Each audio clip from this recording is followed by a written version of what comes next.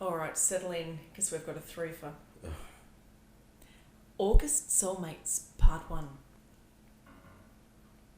They got married in August, and they both died in August from the same illness 10 years apart. There's no bridge in this world or the next that would stop a soulmate from crossing it. The last time I saw my dad alive was just before he died.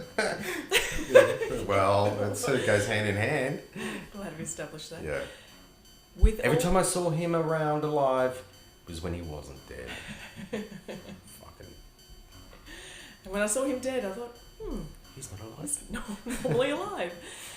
With all this might, he raised his hand to my mum's face and looked her in the eyes and said these 3 final words. Aga, do.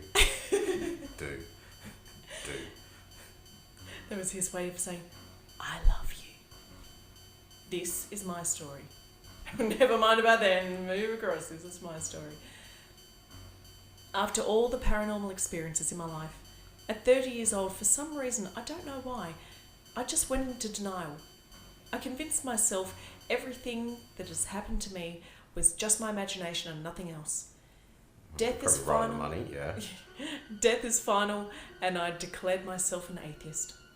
Foolish words, very foolish words. I lived with this belief for about 4 years and was comfortable with accepting my life, and this was the only journey for me. Well, that was until I lost my dad to lung cancer in August 1999. Just like the Prince song. That's what it was about. Yeah. My dad didn't really hold a strong opinion in regards to religion or if there was an afterlife. He was the type of person, though, that would have climbed Mount Everest if that was required to let you know he's still around. What? How does that work? Well, people don't believe in the existence of your father until he climbs Mount Everest. Hey! Hi! Oh, there he is. I see him up there, yeah. God, yes! Yeah. I didn't die! He would do anything to get a message to my mum that he was okay. It's a very convoluted way of going about it. When I lost my dad, it was upsetting.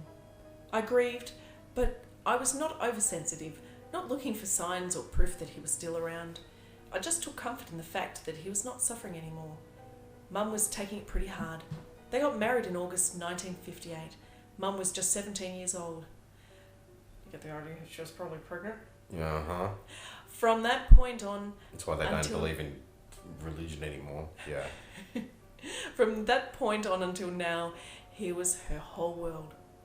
Knowing how desperate Mum was to hear from him, one night as I was laying in bed contemplating my pre-atheist beliefs, I decided to use a method I practiced when I was younger to enhance my psychic ability. My physic ability. It's pinching your scrotum between your thumb and your forefinger really hard. I believe now, present time, that's when we dream, our spirit controls our thought process, and there are ways to receive and converse messages from beyond. I don't know if that's accurate. Physics? Yeah. Or cognitive psychology, but... Yeah. I have premonitions that saved my life and have over the years been visited by spirit guides. Getting back to this method, in square brackets, Okay. as I meditated myself into a deep sleep. I focused on looking at the back of my hands. This part of our body... In the mirror. I had to look really carefully, they were moving so fast. This part of our body we never normally see when we are dreaming. Then suddenly Dad appeared. I believe I... It'll fall off! You'll go blind. I believed I crossed over to the spirit world. Ooh. Oh, and that's in quotes. Is that what Dad said? I don't know. Oh, yeah, Dad Oh, was saying. when we were dreaming, and suddenly Dad appeared. I believed I crossed over to the spirit world. Ooh. Jimmy Durante wasn't the one that went ooh. Oh. It wasn't? The trance is fading. To describe what I did, I consciously fooled my subconscious and could see as clear as you can see round your room right now. But at the same time, I was in a deep subconscious state. First thing he said was, "You did it, son." And we embraced. He said, "Tell your mother I love her." We talked for a little while, then I remember saying, "Dad, how do I validate this dream?" You got to climb Mount Everest. That's what you've got to do. Don't forget 10 minutes before this dream, don't forget 10 minutes before this dream, I was an atheist. Well, that's alright, because an atheist is, you just don't believe in God. Yeah, you can still believe in all this other happy horse shit. Yeah. Of fucking Doctor Strange and the fucking spirit world. He paused for a moment and said, "Just mention Harry and Edna." Then, Hello. that's why they had to Yeah. get married when she was 17. Then, looking to my right, a brilliant light was coming towards me, and I knew I was overstaying my time. "Oh, well, would you look at that? It's bright light time. Son, you better be going." The next day, with a look of clarity, I told my mum what happened. She confirmed the dream with a surprised look on her face and said she knew Harry and Edna. They were temporary carers for Dad when he was 14. After that dream, things started to happen. A few weeks after Dad passed, I was in my room, not quite asleep, but almost. All of a sudden, someone, I presumed Dad, just sat down on the bed, and I felt the bed lower, and then sometime later rise. It was bouncing up and down. I dismissed it as a paranormal and more probably caused by a nervous twitch in my leg, which perhaps caused my leg to jolt in the bed. Yep. "Not out of denial just yet," quoth I. Then most nights, just as I was about to fall asleep, I would jump in bed quite suddenly. The walls would creak with quite an explosion, sometimes repetitive all night long. Yeah.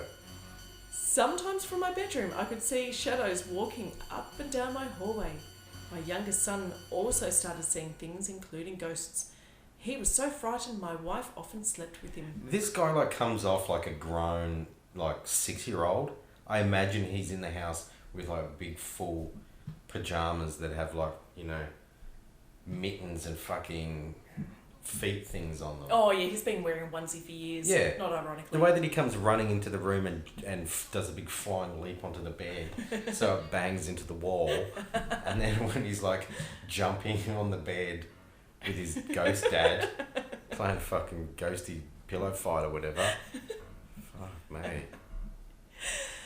Another night, my bedroom door, with a towel one side and jumper on the other. So it's some sort of Code. atheist tells me. Yeah. Don't come into the bedroom. Slowly opened up. All the windows were closed, so there was no draft, and I've lived there for 17 years. It just doesn't happen. Period. It just doesn't happen, period. Next day, I held a normal-sized fan up to the door. Has this guy not got a job? He's got nothing to do. Don't disturb your dad. He's got the fan in front of the window, looking for fucking drafts, ghost drafts. Ghost drafts. Oh. So Dad was a fan salesman. So Yeah. that's what he wanted. Meanwhile, the little grass out in the backyard is about 15 feet high at this point. So, I got to write a song about this on my acoustic guitar. Yeah. That night, lying in bed, with the walls banging every couple of minutes, I said, "Dad, if that's you, could you bang 3 times then stop, and I will acknowledge that you are there." Sure enough, with about 5 seconds in between, the walls banged 3 times, and then they stopped for the rest of the night. It was in between your mum's moans. That was the start, and still is a way that I can communicate with him from time to time. I still get this impression that he'll go, "Dad, I'm not sure how to invest my money. Do you reckon I should put it in bonds? Tap 3 times if it's yes." Yeah. Over the years, and including just before my mum died, he visits me now and then to let me know something's about to happen. The walls banged just before my cousin, uncle and niece died. All together. Yeah. You could imagine how I felt 3 days before I lost my mum when the walls started to bang. She had terminal lung cancer at the time and was in palliative care. There are many other little odd things that happened after Dad died, But the one thing that really convinced me and totally restored my faith Here we go. was the night I saw my dad outside my bedroom window. My window is probably 6 foot high, 8 foot long. That's a huge window. Yeah. I was, Approximately the same dimensions as my dad. He looked like the side of a truck. I was lying in bed and staring outside when I could see a light against my colour-bound fence. I painted it all the colours of the rainbow, Cheryl. Well, you were supposed to be in here looking for a job, okay? Oh. At first I thought it was a reflection from the streetlight, but then it moved off the fence and moved towards me. My heart was pounding as he got closer. I knew it was a relation, but not sure if it was Dad. Before he died, Dad had a chubby face, and this face, now drawing closer, was skinny. His body was also slim, and though I now regret it, I got up and walked out of my room. I shrugged it off. You're not my dad. What's on? The next day, I went to my mum's room and told her what happened. She showed me her wedding photo. My God, that was my dad, and he had a skinny face and a lean figure. Then they got married. In 2007, one night, as I was asleep, a spirit guide came to me in a dream and said, "Your mum is sick." When my dad died, my mother was living with a broken heart. She had lung cancer. Yeah, but this is it. What? She was in palliative care. She has terminal lung cancer. Every doctor has told them exactly how long she's got to live. He just blows that all off, takes a spirit guide in a dream to go, "Your mum's sick." There you go. Now I believe it. She never complained, and after begging her to go to the doctor, she refused. I expressed my concern to the rest of my family and told them about my dream. In desperation, I made this chilling prediction: Mum would not be with us in 2 years, but still no luck.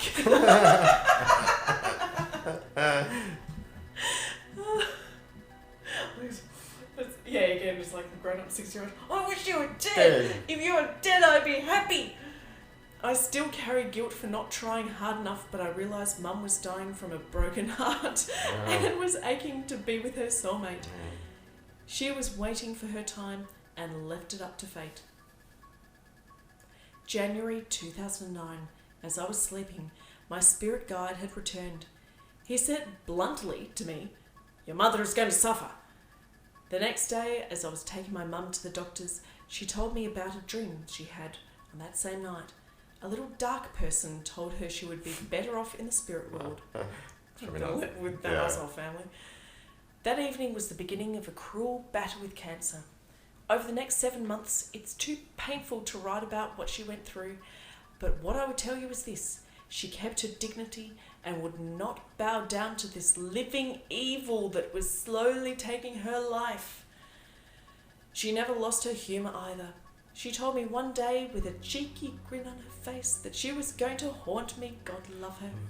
I shrieked and leant over and punched her in the face. Get away. Dad's the only one that's allowed to haunt me. You don't know the code for the wall. 3 days before she died, the wall started to bang and I knew Dad was coming to take her. On the day she died, just moments before, I held her hand and said, "Go to him, Mum, with your heart. Your heart will fill with joy. Your soulmate has returned and your kingdom awaits." Mum passed away moments later. Yeah, he's like an elf. I only live in Elstonwick. Wow. Mum passed away moments later. It was on a Thursday in August 2009. The cancer eventually broke down her body, but it never ever broke her spirit. I love how these people always go, "One time." I chose to say one time, and then she went. It's not like didn't break everyone his else was spirit. going, "Look, no, go. If you want to go, go." Yeah. 7 days had passed and no knocks on the wall. Lying in bed crying, I felt so alone. When you lose your mum, it hurts you to the core of your being. When all of a sudden, not only in my room, but through the whole house. The walls were banging as loud as ever, knock after knock. I knew Mum and Dad were there. Banging was so loud. My wife, who was in another room, came to me and wanted to know what was happening. I shared my soul with her for the last 20 years. She only had to look at me and she knew. Later that night, I felt my mum sit on the bed. I felt her hand touch my face, and a touch that a child never forgets. God had blessed me with one more goodbye. I said, "Mum, I know it's you. Please don't let my energy keep you bound to me. You have suffered enough. Go now where the days are like minutes and the nights are like seconds." Although I could not see her or hear her, I could feel her love as she was waving me goodbye. They've not been back since. May their souls entwine in eternal bliss. Rest in peace, Mum. But maybe not. It's August Soulmates 2. Oh, the re-ghosting. It's a remix. On the night my mother and I went to her doctor, there were two things she mentioned on the way there. One was about her dream that a little dark person had told her she'd be better off in the spirit world, and two, if it was bad news about her chest x-ray, she would tell her doctor, "Thanks but no thanks," and come straight home. I can picture her. She's still got her black gloves on, picks up her little clutch purse that's sitting there. "Thank you, doctor, but no thanks." I could not tell her about my dream and what my spirit guide told me, that she was going to suffer. How could I? I think she already knows Yeah. what it's going to be like. Well, no one else speaks directly in this family. It's all through fucking knocks and codes and whistles and bells. Why should you be any different? As soon as we spoke to the doctor, the results were not good. He desperately demanded my mother go to hospital via ambulance as soon as possible. The x-ray showed that she had a collapsed left lung and a bout of pneumonia. Well, if you had have taken her to the hospital earlier, instead of hearing bangs and dancing with ghosts around the call house. a fucking ambulance. Yeah. My mother, true to her word, said, "Thanks for your help, but I'd rather go home and not make a fuss." Oh, and he's going to humour it. The doctor looked at me and pleaded, "You can't let your mother die." I think that's generally what doctors say. It's a bedside manner. This is hard for me to write about, but I want to, because if you're a smoker, by the time I finish this story, I hope you may reconsider. I looked at my mum and said this, "Please, Mum, I don't want you to die. You have to go."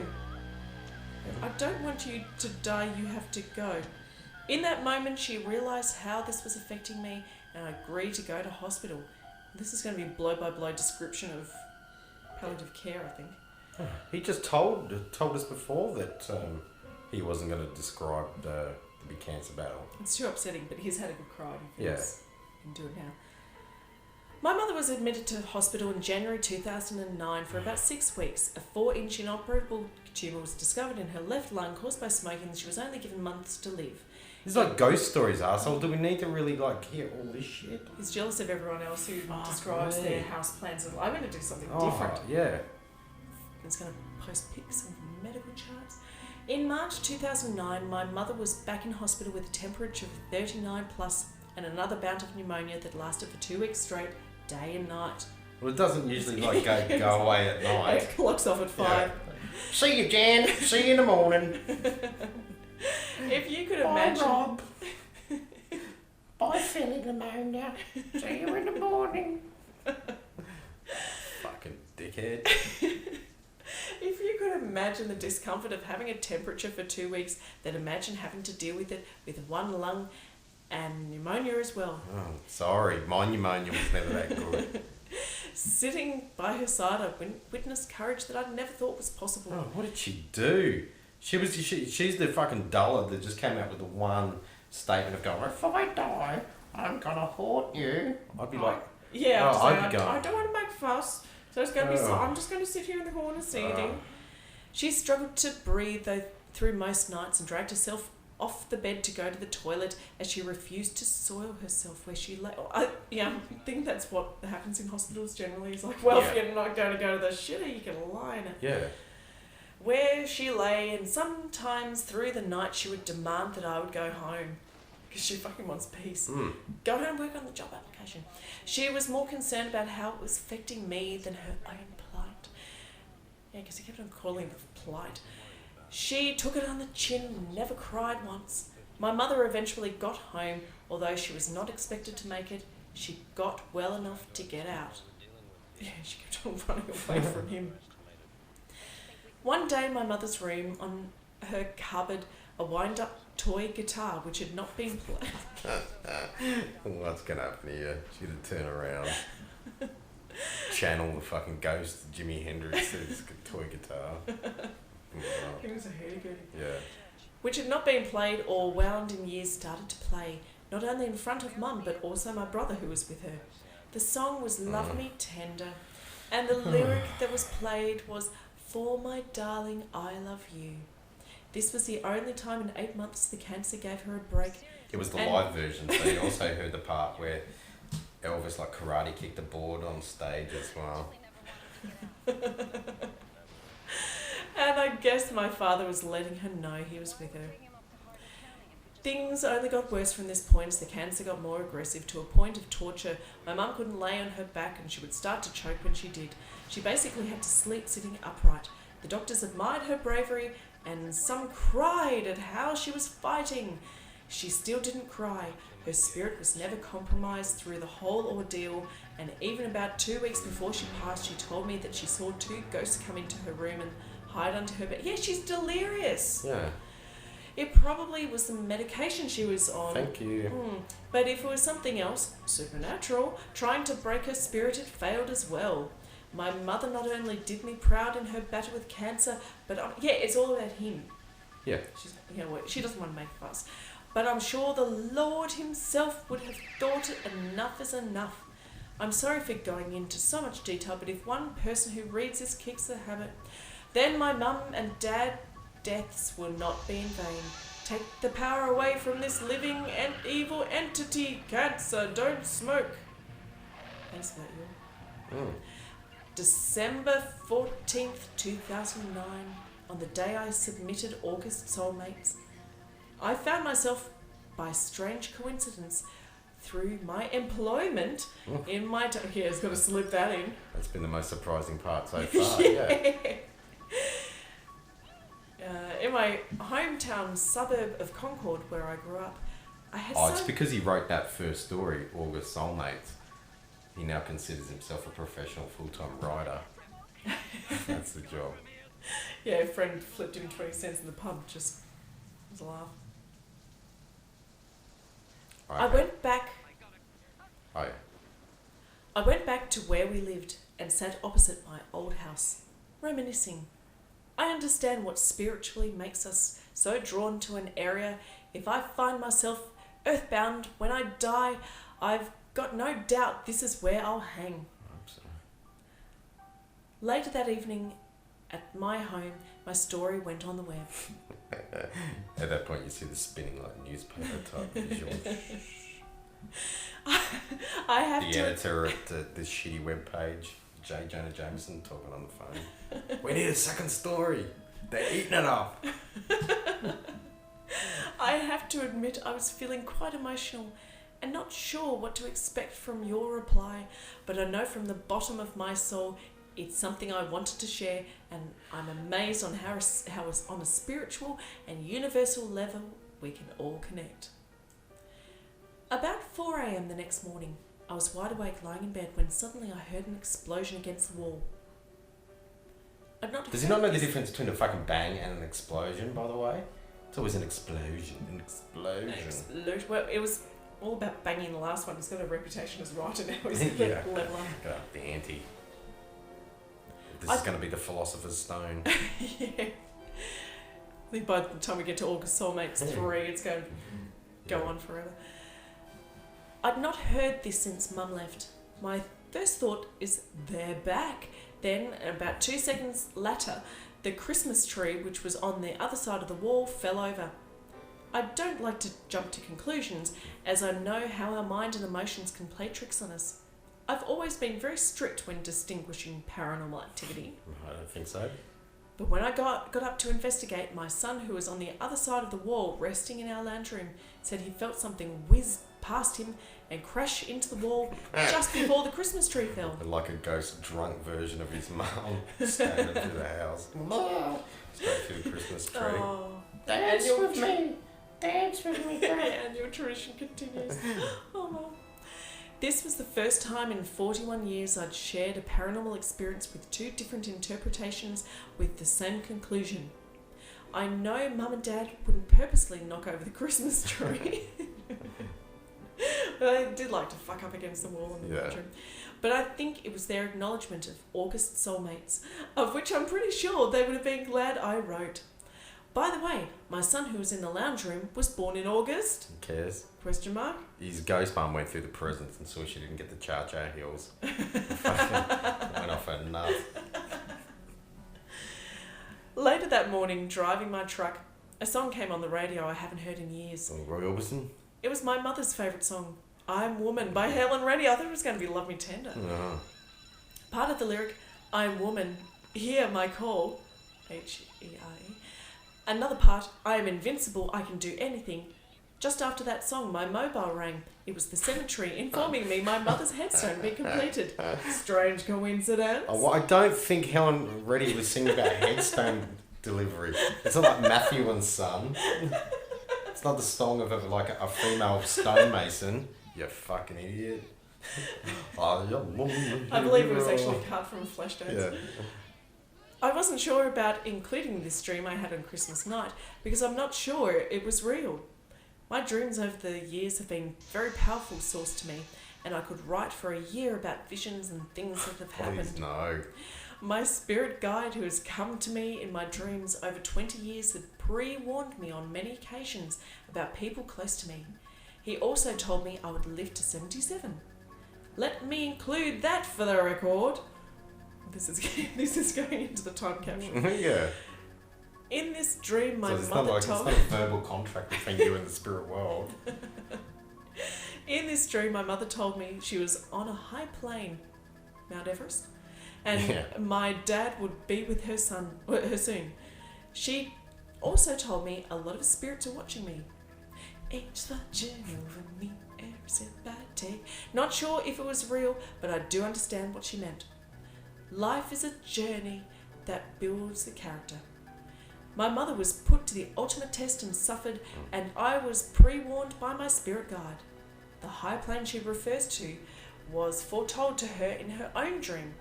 She would be better off in the spirit world.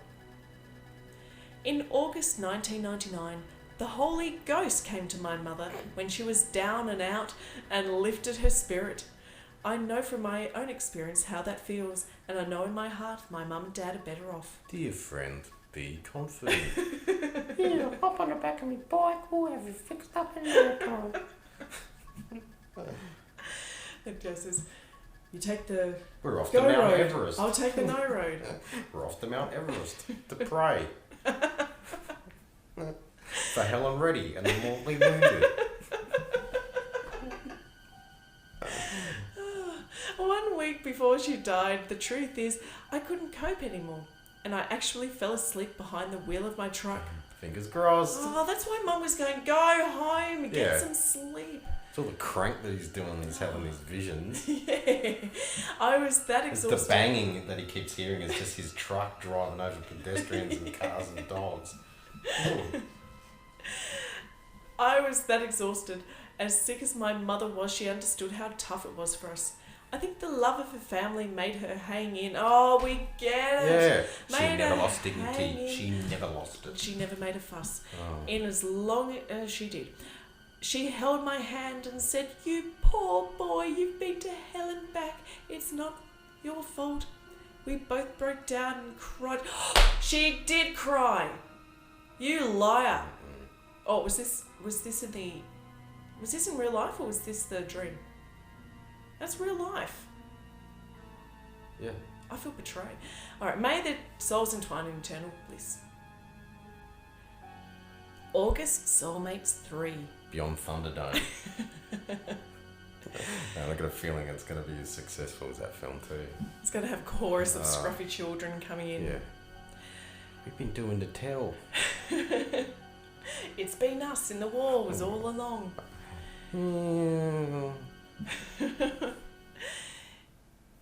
It has been 12 months since my mother lost her battle with cancer, and after writing August Soulmates 2, I really had no intention of writing another. Oh. Sure you didn't. Mm.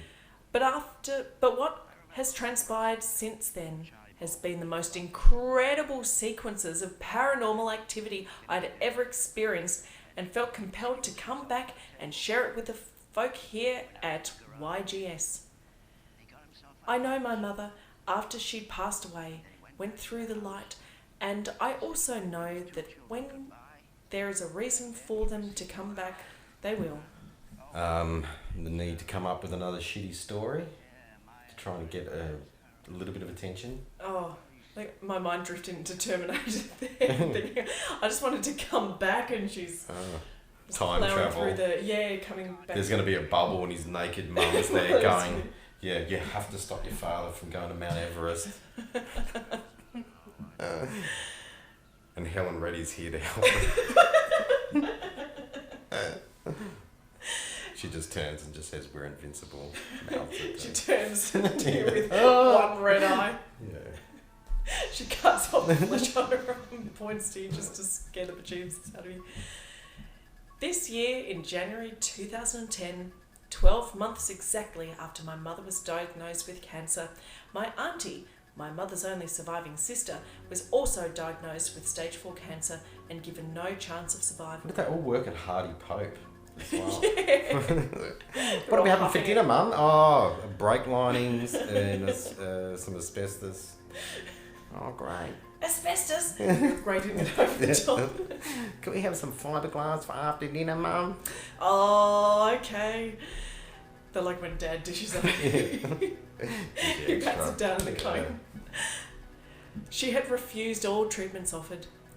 As in 2009, she endured, along with my mother, the emotional journey and trepidations the cancer bestows upon the unfortunate sufferer. Does it happen in Dickensian Inn? Yeah, just gloss over it, yeah. Well, this is good. Like, he first couldn't bear to talk about it, and now he's getting to this. It's all there. Yeah, blasé about it. Yeah, it's it's 3 stages of healing. I would not call terminal cancer a journey of trepidation, an unfortunate journey of trepidation. Yeah, well, you're not a doctor, are you? Yeah. It was also my aunt's wish not to let me know of her own circumstances, Okay, yeah. as she didn't feel I should have to go through the same process soon after I'd lost my own mum to the same disease. Yeah. God love her, just like my mother. Just like me mum. She didn't want to make a fuss. I don't want to make a fuss. But no one wants to tell anybody anything. Instead, you're going to have like fucking ghostly jungle drums like through the neighbourhood. I want to know if she saw the same doctor. It's like, Yeah. I'm sorry. Dr. Vinnie Boss, yeah. It's terminal cancer. Yeah. Do you want an ambulance? No, thank you. Yeah, didn't think so. Didn't bother to get her to close the door. In February this year, via telephone, we talked about my mother and various other things. But never once did she let on that she was so sick. At this point, her body weight was down to a mere 37 kilograms. She was 7'4" tall, which made it even worse. And it was very brave of her to act normal. I think in her mind she was just seeing if I was okay, and just that kind of one more time, an act of unselfish love. Around this time, I had a premonition that I was at a wake. I had no idea who died, but I saw my cousin and my sister there. I remember them walking up the stairs, and I was at the top looking down their direction. So Like with Gone with the Wind. At least it's just a dream. He's actually, he's just having a dream. It's not. Yeah, but he just gets falling asleep. No. Well, he gets and he gets all the dreams about everybody who's going to die in the family. Yeah. Never tells them. Never gives them the heads up. Keeps that. When I make a fuss. Oh. Probably from January until somewhere in April. An activity in my home was next to nothing, and I felt kind of pleased that my mother and father were somewhere peaceful. What about the Christmas tree? Oh, was it so have that up? Yeah, from January. One night, I got up to grab a cold drink from my fridge. About 1 or 2 in the morning, I'd walked into my kitchen and felt a presence which was quite heavy. An eerie type of feeling. One I know is often misinterpreted by some. I knew it was my mother or father or both, but there was an urgent feeling about their presence. As I stood It got there, more urgent as time went on. as I stood there looking down my hallway, just like in the years gone by when visited by departed family members or others, the walls started to creak and bang each side up and down the hallway. Moving in my direction, their energy was moving towards me with intent. After all I imagine these he years, probably walks down the hallway like he's straight out of the Aha video clip. He sort of like bangs his arm. So it gets all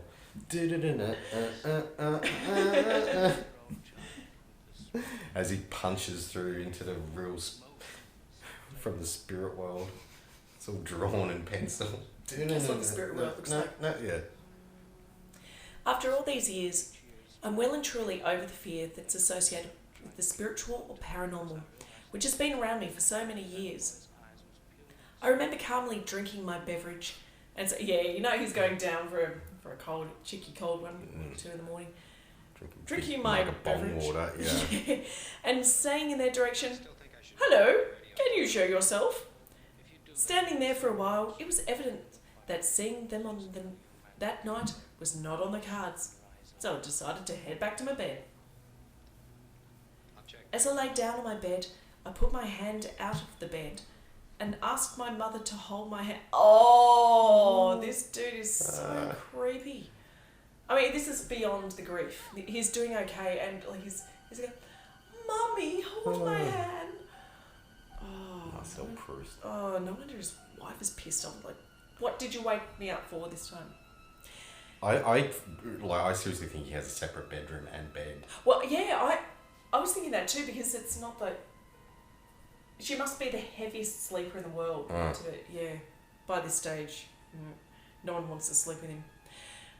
Alright, so I asked my mother to hold my hand, but to no avail. This is a relevant point later in the story. No one wants to hold my hand. This happened for a few nights in a row, and I still couldn't work out what my mother was trying to get across. My cousin, bothered by her own conscience, phoned me up and told me the truth about her mum, my auntie, and how she was dying from cancer. Oh, at least someone in the family is keeping someone in the loop. Yeah. I knew straight away that my own mother was here to collect her, but there was something else she was trying to get across, and working out the message was what I had to do. Drink your Ovaltine. My aunt now fell into denial and refused to believe she was going to die. The human fighting spirit was kicking in, but unfortunately, those in close quarters, including the doctors with respect, were waving the white flag. Sorry. She was also very close to her daughter, and was the type who would not go and desperately shared her affection to live. What? She was also very close to her daughter, and was the type who would not go... not let go and desperately shared her affection to live. So she... I love how the human fighting survival spirit is called an affection to live. I'm going to call it that from now on. Yeah, it was the same way death was like a trivial despondent moment or whatever. Yeah. I've got first aid training coming up. It's like, and the human, the natural impulse. And go, the affection to live. After breaking the ice and visiting my aunt, I did my utmost to best cheer her up, and at the end of the day, driving home, I thought that this was what my mother desperately wanted to tell me. He's never cheered anybody up in his life. Everyone just goes, "Isn't the time we went?" Wasn't he the guy that had the orb of light? Wants to talk about everybody who's dying. Yeah. Later on that night, as I was lying in my bed, about 1 a.m, I rolled over to my side and saw my mother walking up my driveway to the front door. At first, she did not know I could see her. She squatted down and took a piss in the car. He did a sharp rap on the window. Bing, bing, bing, bing, bing, pointed. Didn't want to make pass. Until I believe she picked up on my thoughts and she came back to my window. Welcome, girl. I was standing only 3 or 4 feet away. I was glad to see her, but in contrast, she was startled that I could, and she pulled herself quickly away from the window and out of my view. Yeah, I don't think it was your mother, dude. Yeah. If you remember in my other stories up to this It's point... just your Uncle Billy in your mum's wedding dress out in the garden. Up to this point, I'd basically only felt her presence. This was the first time I'd actually been able to see her, and furthermore, she was in full physical form, dressed in a white nightie. You see, the thing is, when she was alive, we used to talk about the paranormal. I had always told her how I'd struggled waking up to a ghost standing in my room, and jokingly told her, could you knock or tap first before showing yourself? And just like my mother, with tongue in cheek, she would say, no, I'm coming back to haunt you. So I think she had that in mind and didn't want to freak me out. Right? She didn't do either of those things. You just happened to look out the window and see her walking, frolicking around like fucking Kate Bush in the garden until she noticed you seeing her, and then she like freaked out and dived. Oh, someone saw me. Yeah, and dived behind the window. She didn't knock or anything. I was honoured and privileged that I was able to see my mother, and after all the years of ducking and weaving away from ghosts alike, I was, to the contrary, quite excited. Unfortunately, I was not able to pick up on the visual after that brief moment, but she was back to tell me something else. After eliminating other possible reasons, when I'd mentioned the possibility that my aunt would not cross over because of being in denial and drawn to my cousin's love, I knew that this is what I had to do. Tell my cousin to let go of her mum when she passes and prepare her for what she must do to help her mum cross. Now imagine this. It was not going to be an easy task to discuss. All right. With someone who is going through the trauma of losing a loved one, especially her mother, that they should let go, because if they do not, they may not cross over. So she'll be forever be a ghost dancing on the lawn. Yeah. So I made the call, and it went something like this at the pinnacle point of our discussion. Oh, it's a script. Jesus. We should read this as a script. Who are you going to be? I'll be me. I'll be the cousin. I saw my mother the other night. Wait, I've got to tell you something, Darren. I saw your mother as well. What was she wearing? Sexier. What was she wearing? Let me tell you this. Your mum was wearing a white nightie with a frilly lace bottom. Oh my god, she was not very frilly lace bottom. Oh my god, that's what I saw her in. A lot of other things here have happened too. Drawers opening, etc. I believe my mother is here to help your mother cross over, and she's given me a message to pass on. Find some peace with your mother and tell her you and your family will be okay, and it's okay to let her go when your mum has had enough. One other thing, I really want this to go on. One other thing I told her during that conversation, that I could feel what was going to happen, and that is my cousin would be by her mother's side when she passes, and the fact that she saw my mother was a validation of why I was calling. It took a while to sink in, but I believe my cousin understood where I was coming from. Well, they just crumbled under pressure and went, okay, all right, okay. Just stop talking. All right, Go all right, home. all right. Thanks, Get Darren. some Thank sleep. you. Thanks. Yeah, no problem. All right. And in the weeks ahead, she spent time with her mum, I believe with some spiritual awareness and acceptances of the circumstances bestowed upon her. Somewhere around that time, I'd called my mother's best friend of some 50 years, Joan, and she was talking about my mother visiting me. She told me she had a dream. She saw my mother in a white dress with a frilly lace bottom. Sorry, I'm just giggling when it says frilly lace bottom. The interesting correlation between the three of us and what we saw my mother was wearing was what I had described, a white dress 90 with a frilly lace bottom, with my cousin's own close description, a white 90 and a frilly lace bottom.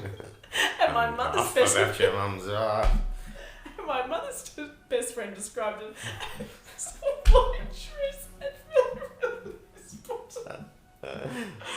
Oh. It's like a Who's on First routine.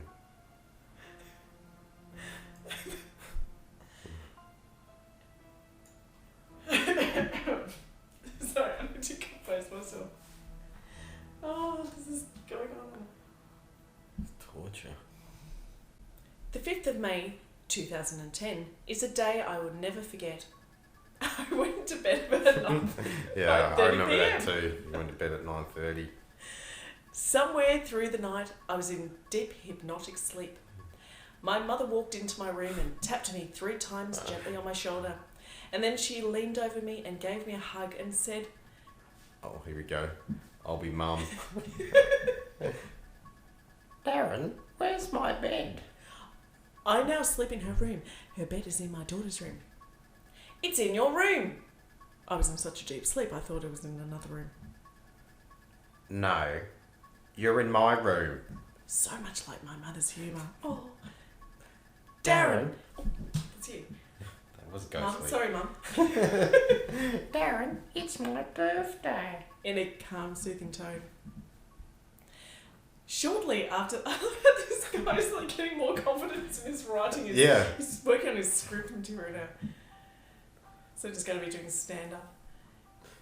Shortly after that, I had woken up and pondered what had just happened. See, her birthday is today, as I'm writing this story, the 30th of July. So for a moment, I'd wondered why she had told me it was her birthday on the 5th of May. So anyway, later on that night, when I'd gotten home from work, I was sitting in my room and my daughter walked in and said, Dad, did Travis, my son, tell you what happened last night? Now, keep in mind, I told no one in my family about me holding out my hand when my mother visited, and this is the relevant part I was referring to before.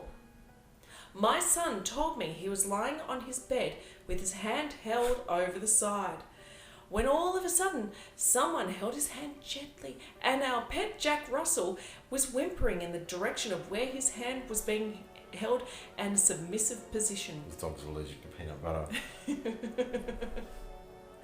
At this point, I'd realised 2 things. 1, the night before was real and my mother was determined to talk to me no matter how deep of a sleep I was in.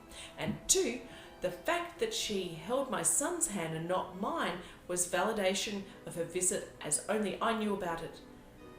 And ghosts can only be in one place. Is this going to be a story that his son's going to die and he's not going to tell him either, like he does with everybody else? Plans to read all this out at the funeral. My wife also had a dream that her phone was ringing, and when she answered it, my mother's voice was on the other end and said to her in a very profound tone, Happy birthday. My wife broke down and cried. I decided to call my eldest brother Glenn and tell him what had transpired, and just to add some more fascination to the story, he had reminded me that the 5th of May was the day my grandma Ruby died, and we named our Jack Russell Ruby in memory of our grandmother. They're all obsessed. Oh. Also, my elder... Yeah, this is why the wife is crying. It's like, oh my God, it's getting in my head too. She'd ask for a divorce, but she doesn't want to make a fuss and bring it up. Also, my eldest son Brandon, who was 17 years old, told me around a week before this, he was in the bathroom brushing his hair. Brushing his hair. I spend a lot of time on my hair. When he saw my mother's reflection in the mirror as she walked past, Attica! and she was wearing a white gown with frilly bottom. So in total, 6 family members, one of them a lifetime friend, either saw, felt or heard my mother, with the 3 of us confirming the white dress 90 with the frilly lace bottom. My wife connected with her in a dream. My eldest son saw her in a white gown.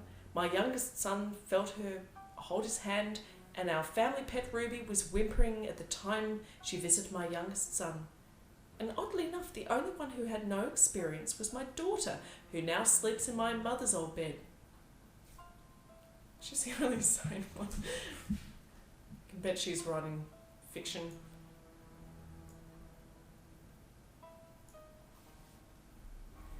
On the 28th of May 2010, my Auntie Shirley had passed away. After a tenacious fight, she succumbed to the dreaded misfortunes of cancer. My cousin Rachel was by her side.